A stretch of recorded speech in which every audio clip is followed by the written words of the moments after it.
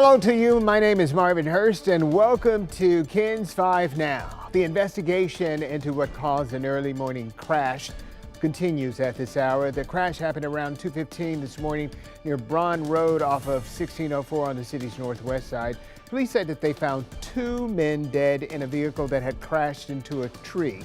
Witnesses say that the vehicle was speeding when it lost control and crashed. We now know what caused the major wreck and shut down parts of Highway 90 for hours overnight. The Bexar County Sheriff's Office telling us that two cars were racing on Highway 90 just before 9 p.m. when one of them lost control and went into the median. Deputies say the car rolled over a vehicle in the eastbound lane.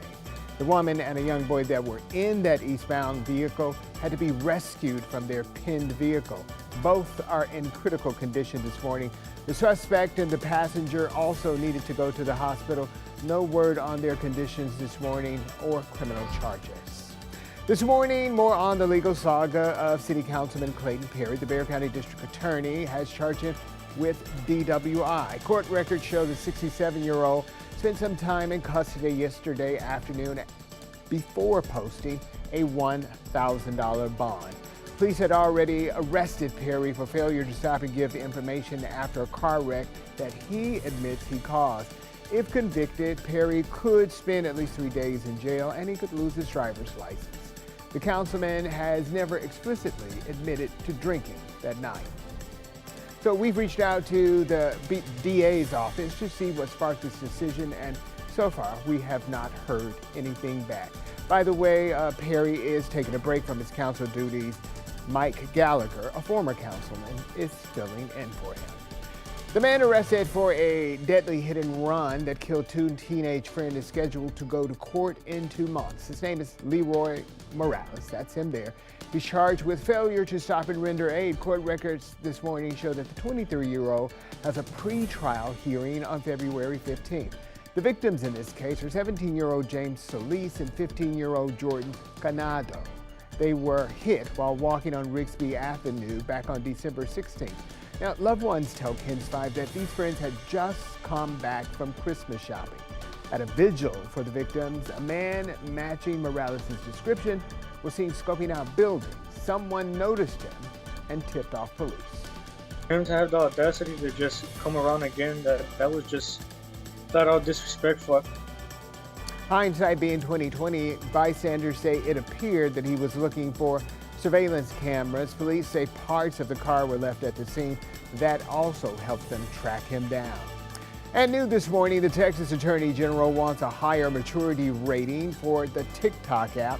Ken Paxton signed off on a couple of letters going to Google and Apple. He's asking the tech companies to raise the maturity ratings on the apps in their stores. So he wants Google to put M for mature, and he wants Apple to put a rating of 17+. In a statement, he basically says, quote, TikTok contains a number of explicit videos that often show up in minors' For You feeds, meaning that without even seeking them out, children can be exposed to non-age appropriate content related to alcohol, drug use, and sex, end quote.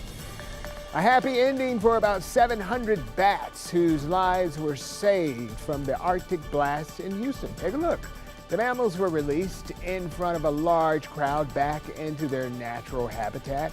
They weigh about a half an ounce and were in much better shape than they were last week. The Houston Humane Society used a scissor lift to raise a cloth container that they were in. Then they gently began scooping the bats out to encourage the creatures to fly off into the sunset. What a happy ending, Maggie. Absolutely. How cute is that? Happy to see it. Well, we have a happy day Thursday ahead of us here. Warmer temperatures, but it will be mostly cloudy. Watch out for some patchy fog early into your morning. We'll trend upwards to 67 degrees by noon, might even get to 70s. And yeah, we get a little bit of sunshine into our afternoon and evening hours. Checking in with your 7-day forecast, 70s on tap for the foreseeable future. Take a look at this. Heading into our holiday holiday weekend. Could be 75 and sunny for Saturday to close out 2022 in upper 70s for our first day of 2023. Lots of sunshine in store, but we have a little bit of a front rolling through on Monday, so get your umbrella ready to go. We could see our best chance of rain by next week. Love those sevens, seeing a lot of them. That's my lucky number. And folks, that is KENS 5 News for now. Thank you so much for joining me. Hey, if you find yourself in front of the TV, remember to join KENS 5 Monday through Friday, 4:30 a.m. to 7 a.m. We'd love to have you here. Thank you so much for joining us online. I'm Marvin Hurst. I'll see you tomorrow.